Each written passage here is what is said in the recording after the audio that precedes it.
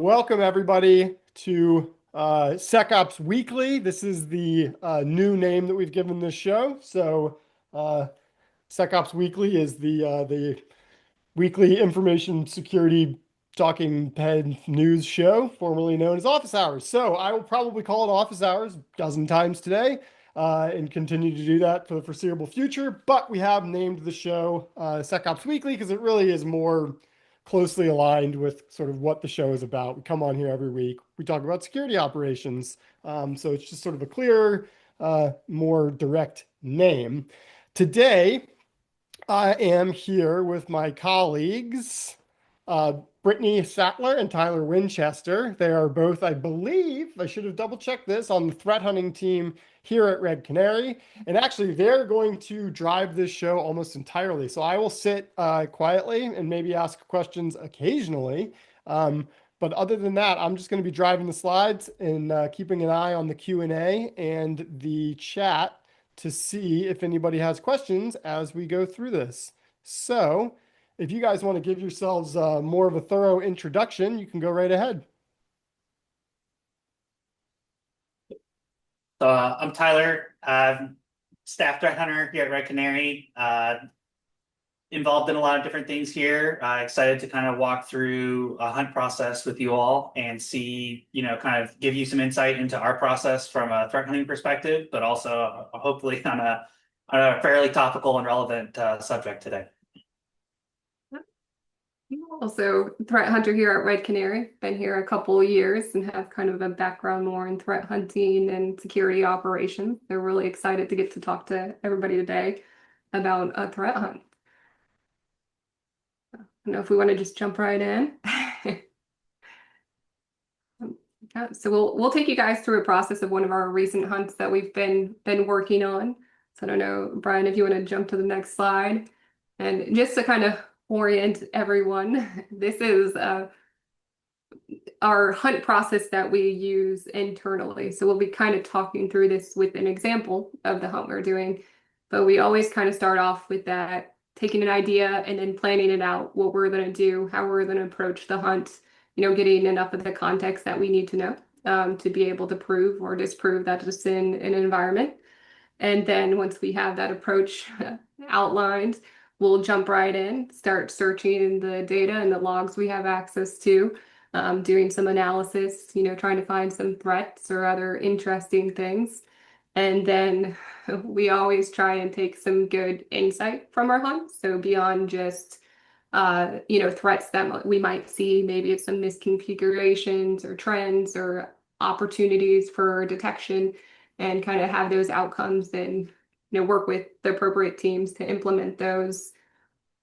And I think that's the high level. I don't know, Tyler, anything you want to add? Just the section in the center is really important to us. The continuous improvement and learning. It's really like it's really like we try to treat it like any other cyclical process, right? So like one of the outcomes that we will get into a little bit, but like throughout the process, we're trying to document and then also sort of think about how we think about hunting.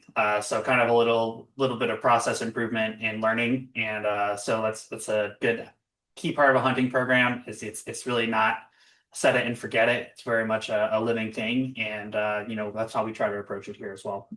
Just one random question from me before we move on. How often do your hunts end up in like a hunt to detector pipeline, right? Where like you guys perform a hunt and then coming on the back end of that, we end up developing a new detection analytic for something? I think to give the consulting answer is it depends. There's a lot of different. Sometimes we might approach a hunt with the goal of like, hey, we think this might result in a detector.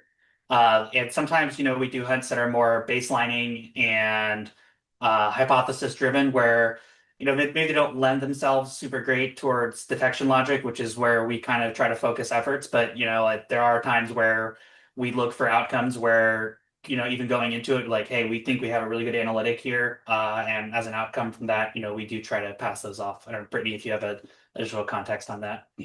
I think you did it well. I don't know the exact number, but we do try and identify those opportunities. But as Tyler mentioned, sometimes from the hunting perspective, it's not high fidelity enough to turn into a detector. Yeah, I And mean, sometimes you get more insight from like seeing across like the broader set of more data and seeing trends or anomalies. yeah, I mean that's kind of the point in some ways, right? Like you do hunts that detectors wouldn't be able to do quite effectively. Sorry for derailing us there. Let's move on to the actual content.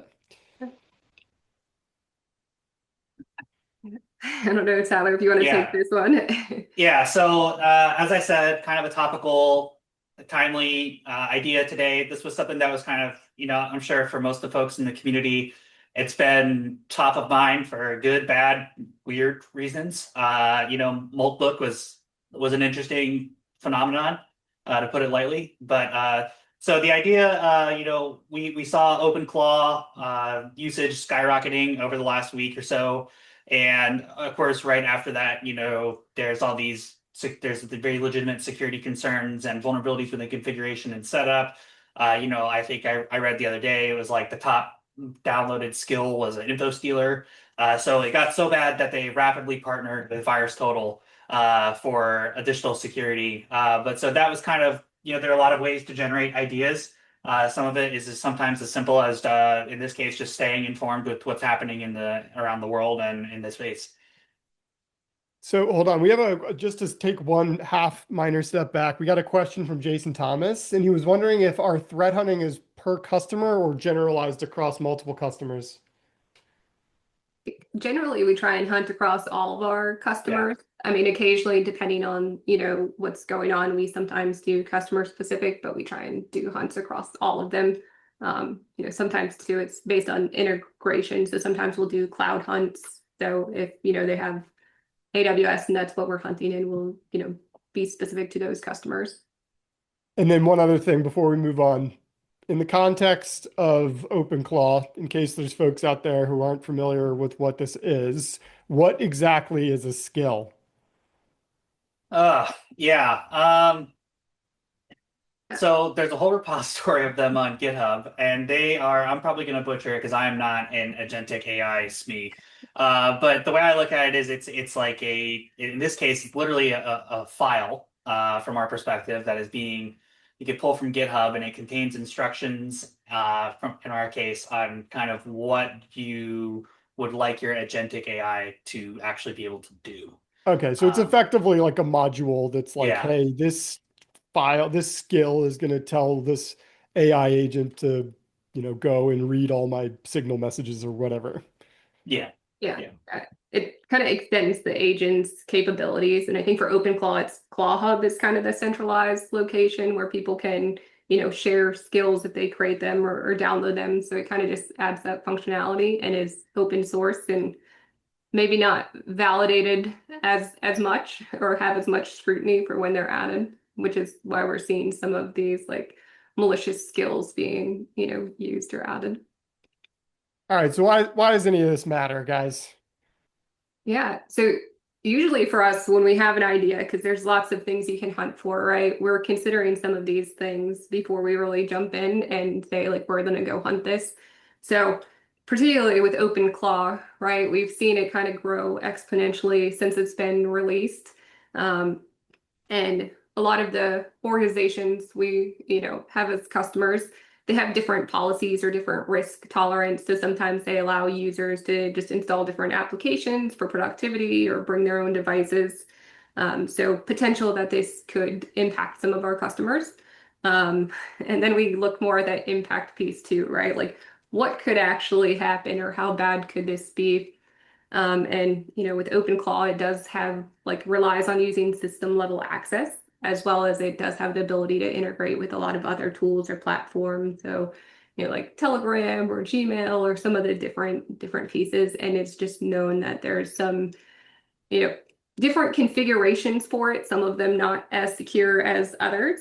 And just seeing that some of those skills or abuse of this can lead to a variety of attacks, whether that's like exfilling sensitive information or installing malware like infostealers or just establishing kind of that persistent access. So that kind of helps us shape like why this really matters and if it's something we should hunt for. So Tyler, anything you want to add? Yeah, part of the reason we kind of focus on these things is, one of the challenging parts of a hunt program is to kind of prioritize, and especially when you have a lot of ideas, there's always, ideas that might be really cool, and might be really novel or impactful, but the likelihood of it happening, is very minimal, right?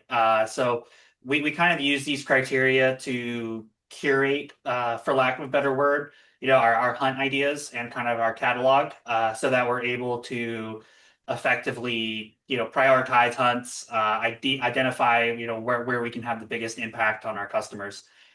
So if you're looking at doing threat hunting, it's something that you'll have to figure out is how do you sort of manage your idea generation, and how do you, because sometimes you want to maybe also hold on to some of those likely, like this isn't as likely to occur now, but if you haven't documented why it might not be likely, and then the situation changes, you still have that hypothesis and those ideas already captured. So Yeah, I mean, I think big inside picture, baseball there. I think big picture, like what we've watched happen over the last few days and what you guys are going to ultimately talk about here regarding OpenClaw is like a nice little microcosm of what I think folks need to be concerned about when it comes to AI, which is effectively that like the biggest problem I think I see coming down the line is going to be, it's going to look a lot like the problem of NPM packages, right? It's going to be people going out to random GitHubs, downloading random AI tool, MCP thing, and then shoving that into their environment without really fully understanding the, sort of chain of development custody on that tool and knowing like necessarily all of the things that are built in, all of the people who touched it, and whether they can really like kind of trust all of that. Um, but let's move on to what you guys actually did. Yeah, so I'll take this. So this phase is hunt planning, and this is probably one of the most, in my opinion, the most important and also sometimes underutilized facet or phase of the hunt program.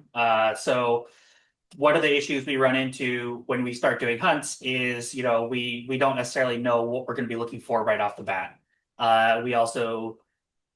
It's very easy to jump in an EDR or a data lake and just start exploring, right? Like threat hunting, it's a curious discipline. People were prone to that, but a lot of times that can lead to unfocused outcomes. So one thing we try to do ahead of time is we try to model that behavior. Not necessarily by downloading OpenClaw and firing off some malicious skills. Sometimes if that's available and you have the infrastructure to handle something like that, that's great. But sometimes you can do that with just sort of some pseudocode here that we sort of set up. So you can see the right diagram. We've got sort of an installs and executes OpenClaw. We've got an installs malicious skill, and then we've got executes commands, installs malware, does evil things. And what that might look like from the actual telemetry side is represented on the left-hand block there. So we've got a lot of text, but basically we're looking at in section 1, we did some research and we found that the parent process, for most of the time is Node.js, spawning OpenClaw, Moltblot, whatever you want to call it. The second item that we would be interested in is, hey, where are these malicious skills actually captured? So what does it look like when somebody puts in a skill or downloads one of those and sets it up with OpenClaw? So we've got a file mod for the directory. And then we've got the process execution, and then the spawning interactive shell, and then evil. And so our third hypothesis and sort of the third thing we wanted to look at is, okay, so what specific behaviors from an evil perspective might we want to look at? Given the sort of root access these things have to the system, and I guess, for lack of a better word, limitless possibilities for mischief. It could be really tough if you go in from a hunting perspective and you're just looking at like all the evil, right? So we want to try to tailor that down a little bit more. In our case, we focused on infostealers, partly because the top downloaded skill was infostealers, was an infostealer, and also because we see infostealers becoming a major problem. If you've got this set up in a development environment and it steals your API keys and sends them off to an attacker's machine, that's a bad day. So that was the area we focused our third hypothesis on, was looking at that process execution, the installation of malicious skill, followed by reading some sort of read of sensitive credentials or information, and then a netcon with OpenClaw Moltbot curling to an attacker site. And it's important to note that doesn't have to be specifically the cat command or the curl command. It's more looking at the behavior that we're seeing. And so I'll stop there. Brittany, do you have anything to add with that? Yeah, I think just maybe calling out one of the points you kind of alluded to of scoping the activity, right? So in the planning phase, we kind of determine really what the scope is. So if people have been kind of following OpenClaw in the news, there's more, I guess, potential security issues with it than just the skills, right? Like OpenClaw as agent allows, execution of arbitrary commands. There's some remote code execution opportunities with it if it's, open to network and people access it, or ability to social engineer the AI agent into doing something. So, at this phase, we really kind of focused in on what is the exact behavior or risk or area we want to focus on, and some of those other things, so we don't go in a huge rabbit hole or like try and look at everything at once, is to scope it down, and those other pieces that we think might be good hunts, capture them for like a backlog, so we could go maybe after this hunt go look at remote code execution with AI agents or things like that. All right, before we move on to the next section here, we've got a couple generic questions that came in. One actually came from LinkedIn, which I'm not sure. I don't even know if you guys realize that you're live streaming on LinkedIn right now. So that person asked how we're using AI agents in threat hunting, which I think is an interesting question, because we are definitely using AI all over the place. In the Red Canary product to do all sorts of interesting things. I don't actually know how or if we're using it in their threat hunting process. So wait, yeah, let's address that question first, and then I'll go on to this next one. Okay. Brittany, do you want to take a stab at that? Or do you want me to take a stab at it first? Sure. Yeah, I think we use it in a few different ways. So I know there's a few on the team use like AI agents to kind of help pull in intel and filter out some of the things that might be good to hunt for, and help kind of like pull in the relevant context around an idea that then can be evaluated by a human to just kind of make sure it makes sense, right? We don't fully just let AI do everything. And then also from kind of the next point too of, we deal with a lot of different data sources and like EDRs. So sometimes the querying and getting data back, we'll try and use some AI to kind of help us with crafting some of those queries, because I don't know about you guys, but there's a lot of query languages that are just slightly different enough that when you have to remember them all, it becomes a challenge. I don't know, Tyler, if you have anything you wanted to add. Yeah, I don't think we don't. Yeah, I want to emphasize threat hunting is still a very human driven operation, and we do use agentic AI, but mostly as like I guess would say like a supplemental resource. For example, I might use it to make my hypotheses better. Like bounce ideas around. But I don't think we have any like pure like agentic workflows that are doing threat hunting. It's still very much a human driven process here. And then we have a rather specific question from someone who surely must be a customer, wondering if we're going to be publishing pup detections for OpenClaw. I have no idea. I don't know that you guys have any idea, but who would that person reach out to? Like their CSM maybe to ask? Yeah, I would say their CSM. Yeah. Great. And then last question before we move on. How do you guys deal with like disparate differences in the log sources available between different organizations when you're doing sort of a cross organizational hunt? Yeah, so I'll take that's a great question. So what I will usually do, and what we usually find out is, different EDRs and different platforms. I'll use EDRs as an example. Might capture different registry modifications. So, certain EDRs might monitor these registry keys, and certain different EDRs might monitor those registry keys. So it can be actually quite a challenge. So I think where it comes down to is what we will try to do is what I will do is I will try to build sort of a data model of my data sources before I hunt, and I will go do that research, and I will figure out, like, hey, if I'm just going to say, I'll make up a cloud platform, Tyler Cloud, right? If Tyler Cloud isn't logging, MFA creation events for whatever reason, because I made my cloud, I vibe coded my cloud with OpenClaw and it doesn't work, right? Like that's something that we want to call out. And as part of our hunt report and part of our planning process, we want to identify ahead of time and categorize as maybe a potential blind spot. There are times where we're able to take that information and maybe find a different way to kind of query or capture that behavior. But a lot of times it really comes down to knowing your data source and kind of building that data model out and planning appropriately. And I would say as you go through that process if you're doing a hunt program internally, document your data models because you don't want to be rebuilding them every single time you hunt. So have a repository or some sort of knowledge base of what those different data models look like for your data sources. All right. We've gone wildly astray here answering questions. Let's get back on track. You guys had a hunt hypothesis. So what happened when you guys actually executed this hunt?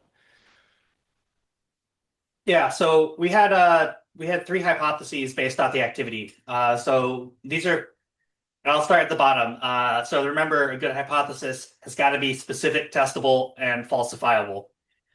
So one of the first things we wanted to look at was privileged users running OpenClaw on their workstations.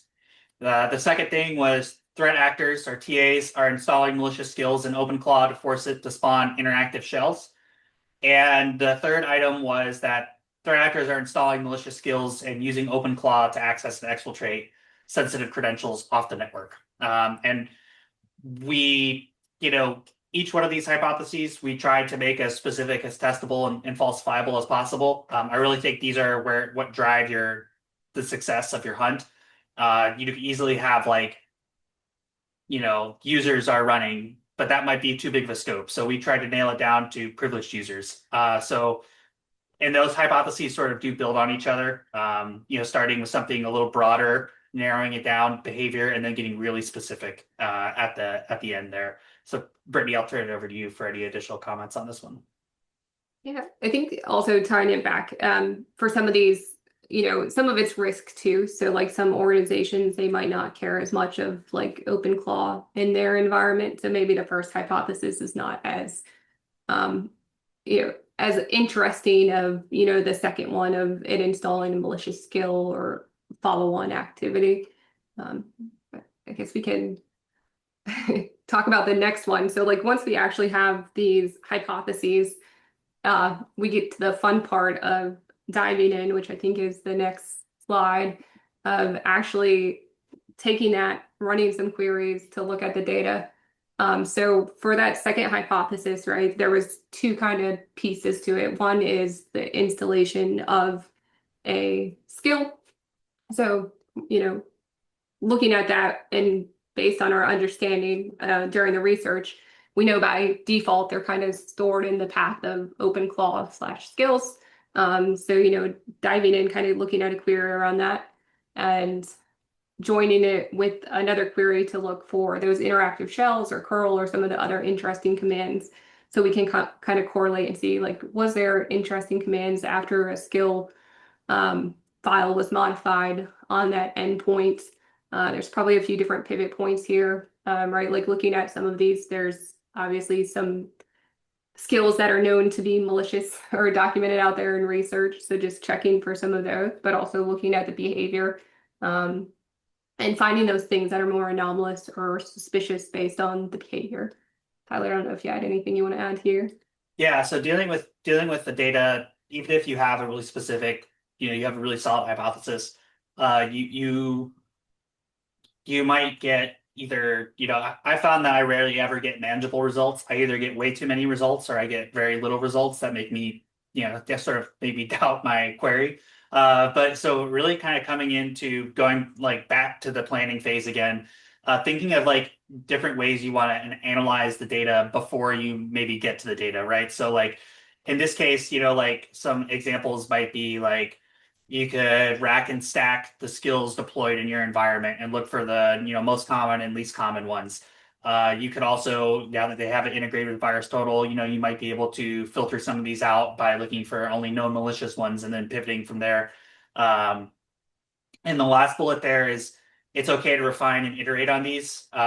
Nothing is perfect, right? So, like, in fact, the hypotheses we showed, we've iterated on several times, based off of some of the initial surveys of data. So, very rarely do you just nail it the first time. You've got to be flexible and adaptable. And, it's okay to refine and iterate on those as you begin analyzing, you begin sort of slicing through this data here.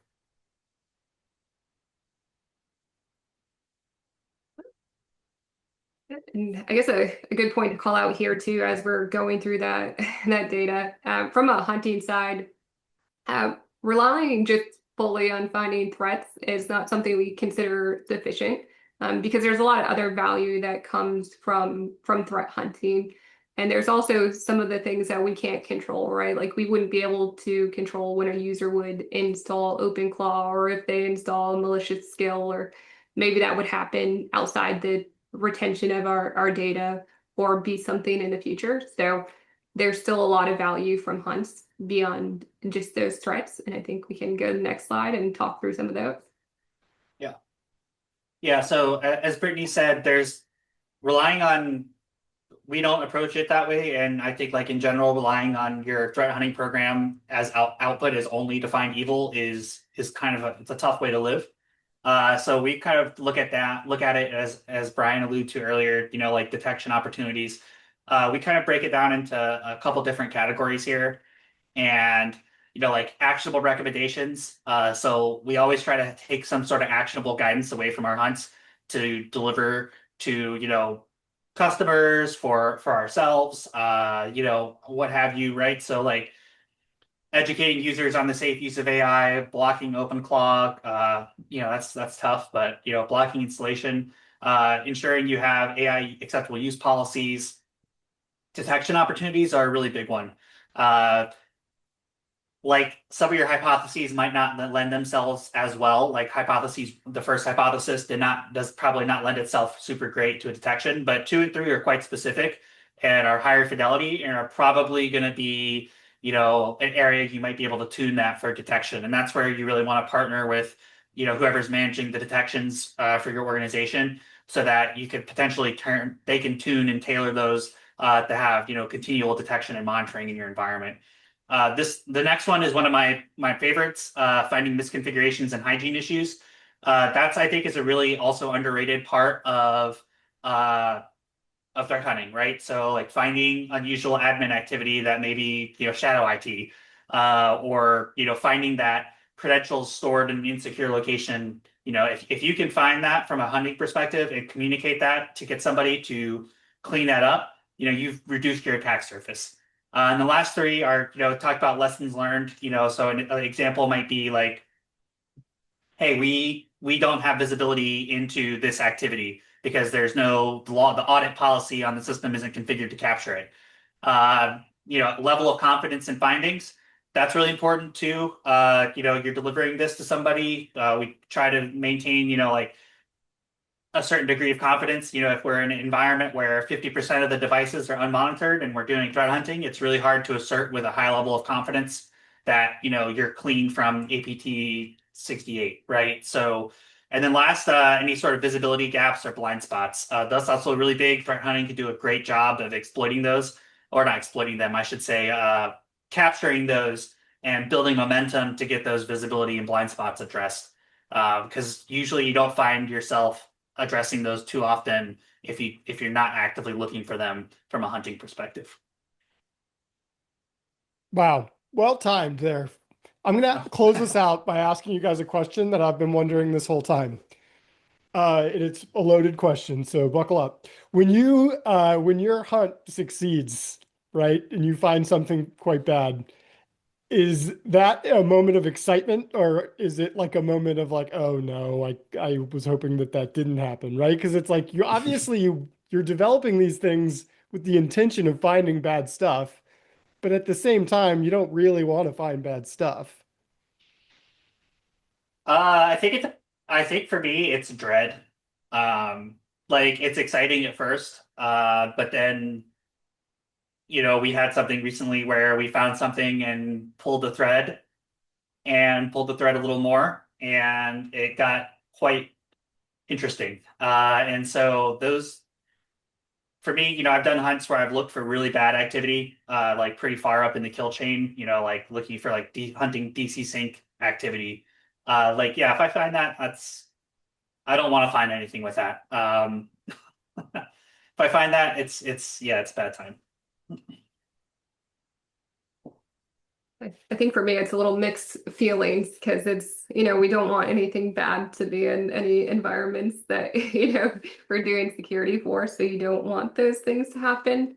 But it's also good in a way because from the threat hunting side, we're trying to find those threats that go undetected, right? So if we can find them early enough, we can hopefully like limit the damage. So it's always a little bittersweet, right? You don't want anything bad happening in an environment, but it's nice to be able to do something to help and like make it not be as bad by finding the thing that is malicious and taking that knowledge to make things better, improve security posture. Well said. Well, we're at time, so I just want to say thanks to both of you for coming on and presenting today. Also, thanks to everybody for tuning in to our newly renamed SecOps Weekly. So thanks everybody for attending, and we'll see you soon.